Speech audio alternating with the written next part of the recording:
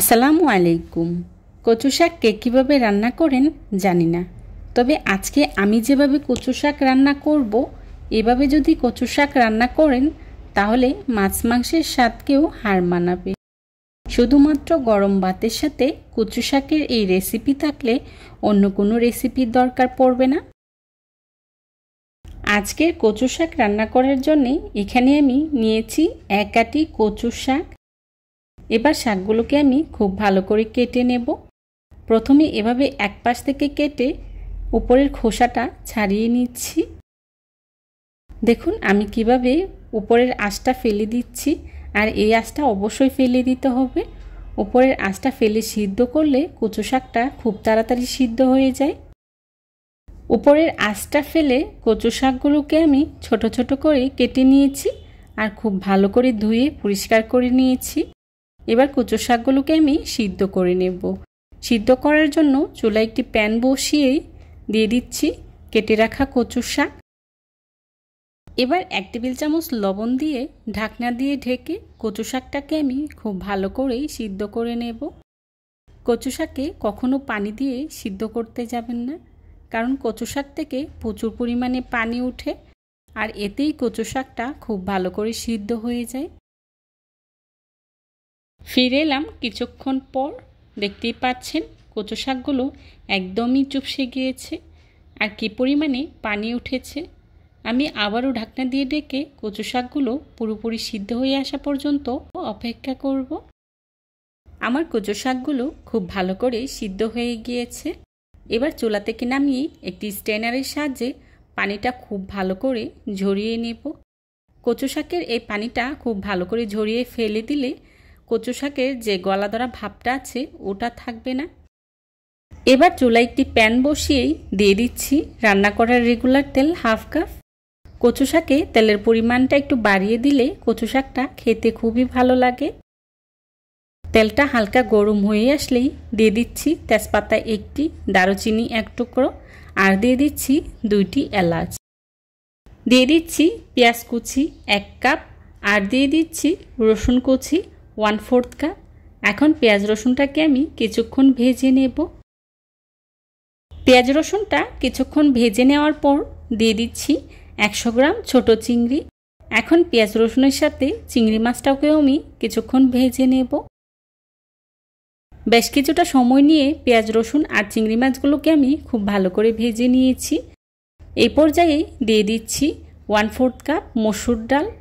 মসুর ডালটাকে আমি 1 ঘন্টার মতো পানিতে ভিজিয়ে রেখেছিলাম। এতে করে মসুর ডালটা অনেকটাই নরম হয়ে এসেছে আর কচু শাকের সাথেও খুব তাড়াতাড়ি সিদ্ধ হয়ে যাবে। এই পর্যায়েই দিয়ে দিচ্ছি 1/2 চা চামচ মরিচের গুঁড়া, হলুদের গুঁড়া 1/2 চা চামচ আর দিয়ে দিচ্ছি জিরা গুঁড়া 1/2 চা চামচ, লবণ 1 চা চামচ। এখন সবগুলো উপকরণ একসাথে খুব ভালো করে মিশিয়ে নেব।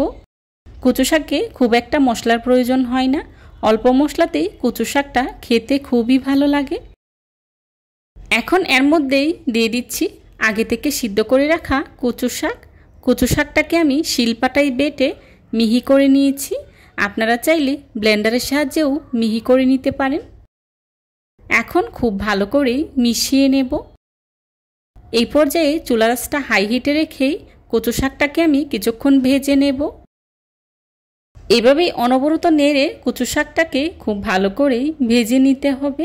কচু শাকটা যখন কিছুটা লালচে কালার হয়ে আসবে তখনই চুলার আঁচটা মিডিয়ামে রেখে কচু শাকটাকে কিছুক্ষণ ভেজে চুলা থেকে নামিয়ে নেব।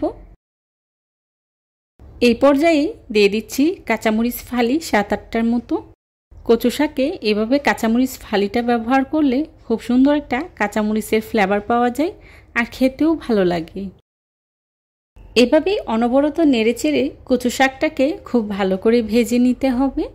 কচু শাক থেকে পানিটা যখন পুরোপুরি শুকিয়ে আসবে আর চারপাশ থেকে এভাবে তেলটা বেরিয়ে আসবে তখনই বুঝে নিতে হবে ভাজিটা হয়ে গিয়েছে। এভাবেই মসুর ডাল আর চিংড়ি মাছ দিয়ে কচু শাক ভাজিটা যারা এখনও ট্রাই করেননি, আমার রেসিপিটা ফলো করে একবার হলেও বাসায় ট্রাই করবেন, তাহলে বুঝতে পারবেন এই ভাজিটা খেতে কতটা মজার হয়। আমার কচু শাক ভাজিটা প্রায় হয়ে গিয়েছে। এই পর্যায়ে দিয়ে দিচ্ছি কিছুটা ধনিয়া পাতা কুচি। ধনিয়া পাতা কুচিটা হাতের কাছে না থাকলে স্কিপ করতে পারেন। এখন নেড়ে খুব ভালো করেই মিশিয়ে নিচ্ছি। মেশানো হয়ে গেলে 1 মিনিটের মতো রান্না করেই চুলা থেকে নামিয়ে নেব। দেখুন ভাজিটা দেখতে কতটা লোভনীয় হয়েছে, আর খেতেও কিন্তু ভীষণ মজার হয়েছিল। যারা এতক্ষণ ধৈর্য সহকারে আমার ভিডিওটি দেখেছেন তাদেরকে জানাই অসংখ্য ধন্যবাদ। আমার আজকের এই কচু শাকের রেসিপিটি যদি আপনাদের কাছে ভালো লেগে থাকে তাহলে অবশ্যই লাইক কমেন্ট শেয়ার করতে ভুলবেন না। আপনাদের একটি লাইক এবং একটি কমেন্টস আমাকে নতুন নতুন কন্টেন্ট তৈরি করতে অনেক রেসিপি ভালো লাগলে বাসায় একবার হলেও ট্রাই করবেন আর ফ্রেন্ডস অ্যান্ড ফ্যামিলির সাথে শেয়ার করবেন। আমি একটি সার্ভিং ডিশে সার্ভ করে নিয়েছি। এই ধরনের সব ঘরোয়া এবং মজার মজার রেসিপি পেতে আমার চ্যানেলটি ভিজিট করে আসবেন প্লিজ। আমার পরবর্তী রেসিপি দেখার আমন্ত্রণ জানিয়ে আজকের মতো এখানেই বিদায় নিচ্ছি। সবাই ভালো থাকবেন, সুস্থ থাকবেন। আল্লাহ হাফেজ। আসসালামু আলাইকুম।